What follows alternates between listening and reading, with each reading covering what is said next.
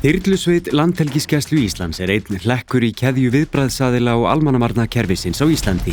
Hún sú eina sinnar tegundar á landinu og sinnir fyrst og fremst leitar- og björgunarflugi, auk löggæslu á hafsvæðinu í kringum landið, en þó eru flest verkefni sveitarinnar, leitar, björgunar og sjúkraflug á landi til stuðnings og í samstarfi við lögreglu, heilbrigðisstofnanir, björgunarsveitir og slökkvilið í héraði. Þyrlur gæslunnar eru kallaðar út í hvert sinn sem hópslys áætlanir almannavarna eru virkjaðar og einnig eftir sérstökum beiðnum lögreglu, slökkviliðsstjóra eða lækna í héraði hverju sinni. Í þessu myndbandi munum við fræðast það sem hafa þarf í huga við móttöku þyrlu á landi og öryggisatriði sem öllum ber að fara eftir þegar unnið með þyrlu. Þar að auki verður tæpt á þeim atriðum sem mikilvægt að komi fram þegar kallað eftir aðstoð þyrlusveitarinnar. Þyrlusveit gæslunnar ræst út af varðstjórum í stjórnstöð Landhelgisgæslunnar. Þegar óskað hefur verið eftir aðstoð þyrlu, tekur við ítarleg upplýsingaöflun svo hægt sé að veita áhöfninni sem bestar upplýsingar verkefnið sem henni hefur verið falið. Gefa skal greinagóða lýsingu á aðstæðum á vettvangi, hvernig fyrirhugaður lendingastaður og hvoru megin hann við slysstað. Veðurlýsing þarf að innihalda upplýsingar vindátt og vindhraða á vettvangi, úrkomu við á, skyggni, skýjahæð og hitastig. Þyrlur lenda og taka á loft með stefnuna upp í vindinn og hafa skal því í huga við val á lendingastað að aðflug sem og brottflug af vettvangi sé því sem næst óhindrað og skapi sem minnsta hættu fyrir áhöfn þyrlunar, viðbragðsaðila á vettvangi og almenning. Ef á svæðinu eru rafmagnslínur, möstur og loftnet eða önnur háreist mannvirki, mikilvægt að það komi fram í lýsingu á vettvangi. Lögregla lokar vettvangi og undirbýr lendingasvæði fyrir þyrlu innan lokunar. Við val á lendingastað skal leitast við að velja eins flatt svæði og hægt með hörðu yfirborði. Ef fjöldi slasaðra mikill og von á mörgum viðbragðsaðilum og mögulega fleiri en einni þyrlu skal stærð lokunarsvæðis taka mið af því. Ef lent á þjóðveginum skal svæðið sem ætlað þyrlunni þó aldrei vera minna en 50 metra til beggja hliða eða því sem nemur vegalengdin á milli 3 vegstíka. Þegar þyrlan nálgast stendur sá sem stýrir móttöku á þyrlu fyrir framan fyrirhugaðan lendingastað með bakið upp í vindinn og kveikir á reykmerki. Það bæði til að sýna áhöfninni hvar fyrirhugaður lendingastaður og ekki síst hvernig vindáttin niðri við jörðu.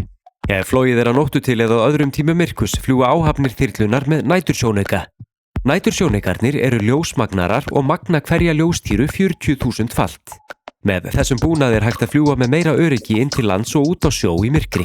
Eiginleika sinna vegna getur of mikið ljós á vettvangi valdið áhöfninni truflun. Notkun á sterkum kösturum og vinnuljósum skal því eftir fremsta megni stilla í hóf við komu þyrlunar og bannað að lýsa í átt að þyrlunni eða lendingastaðinnar.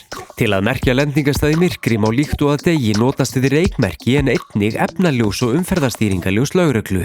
Ekki skal kveikja á neyðarblysi nema eftir því sé sérstaklega óskað. Eftir lendingu á vettvangi fara þyrlulæknir og stýrimaður vélarinnar til viðræðina við vettvangsstjóra og aðhlynningarstjóra og forgangsraða flutningi slasaðra. Þegar 2 þyrlur hafa verið kallaðar út vegna slyss drepur sú vél sem fyrst kemur á vettvang á mótorum eftir lendingu ef aðstæður leyfa. Þetta gefur viðbragðsaðilum tækifæri til að eiga í betri samskiptum sín á milli og skapar meiri ró á vettvangi.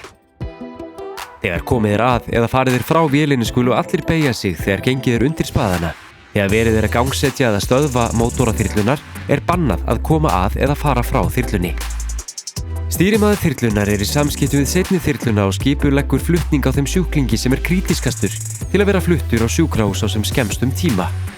Þyrlur gæslunnar geta tekið 2 til 3 liggjandi sjúklinga hver en fleiri með sér útfærslu. Í samráði við aðhlynningarstjóra sjúklingum skipt á milli þyrlna eftir alvarleika áverka.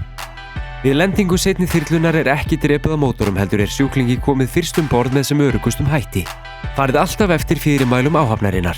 Vegna hávaða og niðurstreymis frá vélinni fara samskipti áhafnar við samstarfsaðila jafnan fram með einföldum og skýrum handabendingum. Nálgist ekki þyrluna fyrr en einhver úr áhöfn hefur gefið merki það með skýrum hætti. Farið ekki aftur fyrir hurðir vélarinnar. Ef fara þar fram fyrir þyrluna varist á túpur á nefi vélarinnar sem í augnhæð. Þegar þyrlan hefur yfirgefið vettvangir hugað að flutningi þeirra sjúklinga sem eftir eru. Stýrimaður og læknir þyrlunar skipuleggja flutningin með aðhlynningarstjóra. Þegar þeim hefur verið komið örugglega fyrir í þyrlunni mótorar hennar gangræstir og því næst flogið af vettvangi.